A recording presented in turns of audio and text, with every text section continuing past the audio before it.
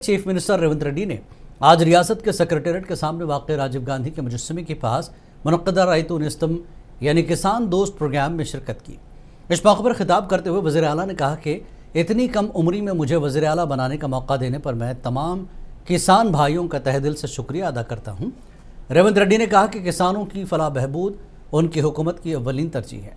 इसी बीच उनका दावा था कि तेलंगाना शायद मुल्क की वाहिद रियासत है जहाँ बेरोज़गार नौजवान एहतजाज करते हैं कि हुकूमत नौकरियों की नोटिफिकेशन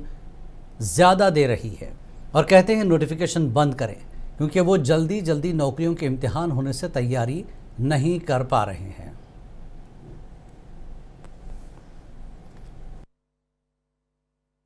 ఆశీర్వాదంతో ముఖ్యంగా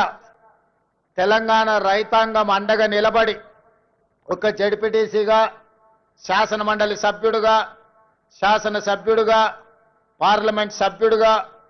ఈనాడు తెలంగాణ రాష్ట్రానికి అతి చిన్న వయసులో ముఖ్యమంత్రిగా అవకాశాన్ని ఇచ్చి ఆశీర్వదించిన లక్షలాది మంది తెలంగాణ రైతాంగానికి మనస్ఫూర్తిగా నేను కృతజ్ఞతలు తెలియజేస్తున్న మిత్రులారా। మన ప్రభుత్వం వచ్చిన తర్వాత